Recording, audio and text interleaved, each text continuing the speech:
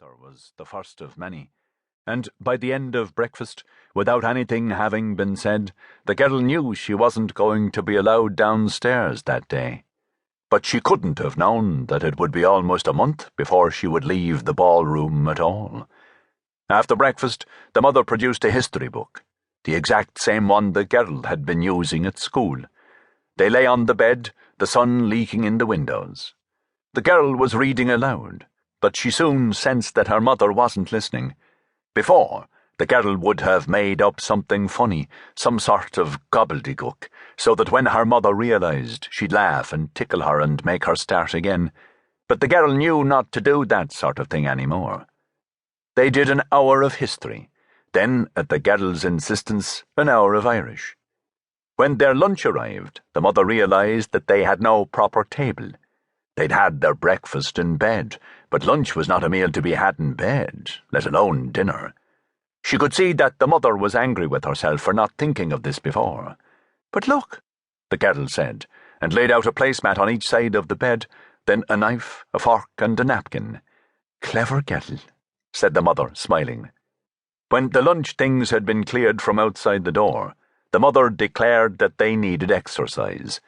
They waltzed around and around until the girl was panting more than she had in hockey practice.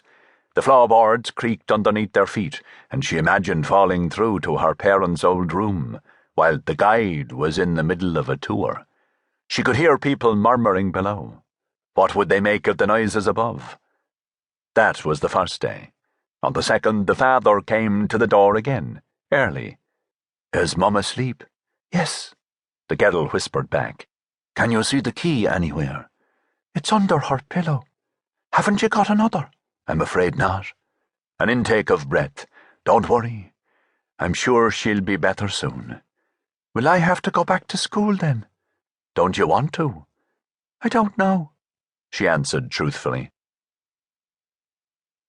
The girl had wanted to go to boarding school. She was tired of having no friends her own age, of having nothing to do, of the endless sea, and of the way her mother had grown strange. But school was all opposites. Where she had had space, now she was confined. Where she had sleep, now she woke at the crack of dawn. Where she had no friends, now there were too many girls, too much talk. When the mother came to the girls' history class a few days earlier, her eyes seeking her daughter's, the girl had rejoiced. An afternoon away, perhaps with her grandparents. Would they let her curl up and sleep?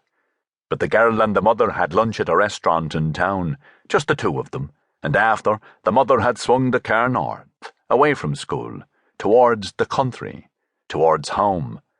The girl hadn't dared to ask how long she would be back for, or why. At the beginning, she wasn't afraid in the ballroom. Until the summer, they had been taught at home, mostly by the mother, but sometimes, always more interestingly, by the father. The girl was used to settling down to some geography or history or French after breakfast. The mother would leave them work by their cereal bowls and disappear into the gardens, with a promise that she'd return mid-morning.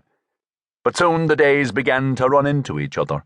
There was nothing to mark them as different from the ones that went before.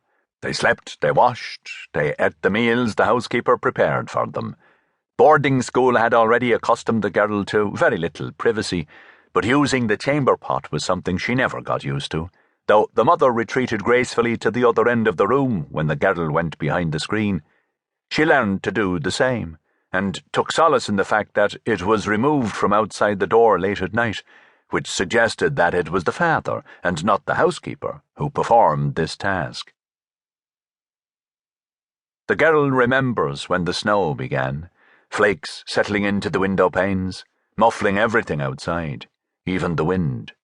The tourists were gone by then, and it was just the sound of her father and the housekeeper moving about below, shutting up the house, covering the beds in dust sheets, rolling up the rugs, storing away quilts no one ever slept under. The girl missed the sound of the visitors, the guide herding them from room to room, story to story. Surely, when the house was finally locked for winter, the father would say that they had to leave too. It was after the snow that the mother began to talk about the girl's brother as if he were still with them.